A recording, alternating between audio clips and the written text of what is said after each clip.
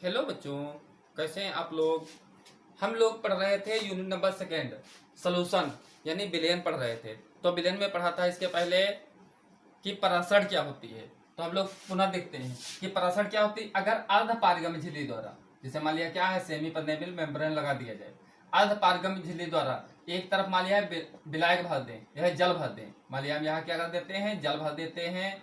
दूसरी तरफ क्या भर देते हैं, मान लिया शरबत भर दिए। ये इधर जल है, इधर शरबत है, बीच में क्या है, अर्ध पारगम्य झिल्ली लगी है। तो क्या है, ये जल जो है ये शरबत की तरफ मूव करता है। यह क्रिया क्या कहलाती है, परासरण कहलाती है। तो ये हम लोग इसके पहले पढ़ चुके हैं। तो यदि क्या अर्ध पारगम्य झिल्ली द्वारा जल तथा शरबत को एक दूसरे के संपर्क में रखें तो क्या है, जल शरबत की तरफ जाने लगता है। यह क्रिया कहलाती है परासरण। तो इसी की हमें विधि पढ़ना है कि परासरण दाब मापने की। अब इसको यह क्रिया परासरण कहलाती है। अगर इसी पे क्या है, हम शरबत पे दाब डाल दें तो जो दाब डाला जाता है ये क्या कहलाता है, परासरण दाब कहलाता है।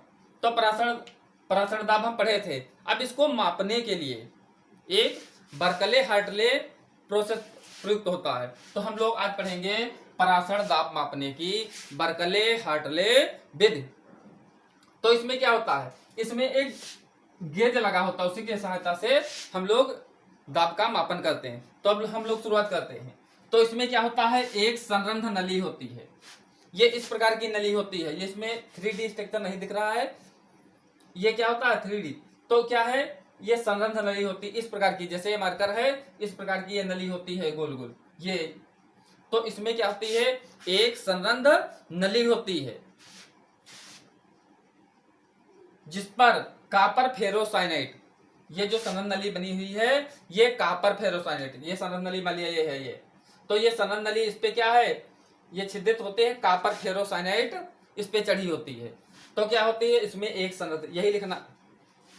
तो क्या है, इसमें एक संरंध्र नली होती है जिस पर कॉपर फेरोसाइनाइड की अर्ध पारगम्य झिल्ली जमी होती है। तो इसमें एक संरंध्र नली होती है जिस पर कॉपर फेरोसाइनाइड की परत जमी होती है।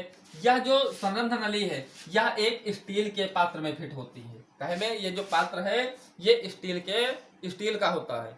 तो इसमें एक संरंध्र नली होती है जिस पर कॉपर फेरोसाइनाइड की अर्धपारगम्य झिल्ली चढ़ी होती है। यह स्टील के पात्र में फिट होती है। संरंध्र नली में एक तरफ यह केस नली लगी है, संरंध्र नली में एक तरफ केस नली लगी होती है, दूसरी तरफ थिसिल फनल लगा होता है जहां से इसमें विलायक डाला जाता है। तो संरंध्र नली में एक तरफ केस नली लगी होती है, दूसरी तरफ थिसिल फनल लगा होता है तथा स्टील के पात्र में एक पिस्टन लगा होता है, एक पिस्टन पी लगा होता है और एक दाब गेज लगा होता है।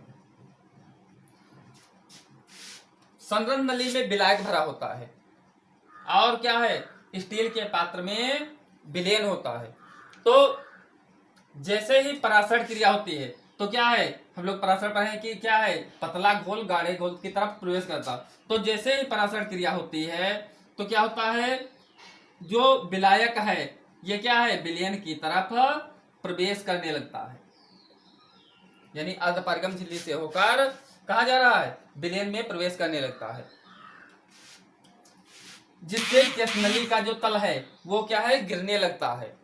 अब हम क्या करते हैं, अब हम पिस्टन पी से इतना दाब डालते हैं कि क्या विलायक विलयन में ना प्रवेश करने पाए।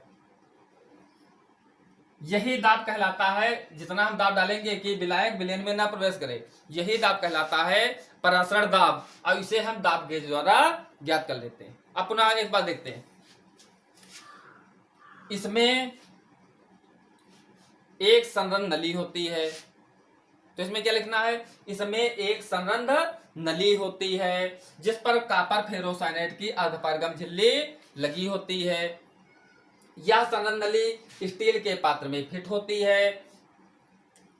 संरंध्र नली में एक तरफ केस नली, दूसरी तरफ थिसिल फनल लगा होता है तथा स्टील के पात्र में एक पिस्टन पी तथा एक दाब गेज लगा होता है।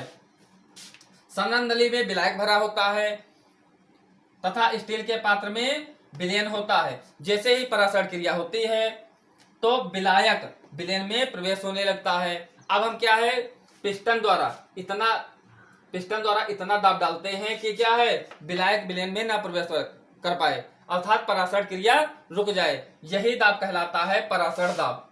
अब इसे हम क्या है, दाब गेज की सहायता से पढ़ लेते हैं। Thank you.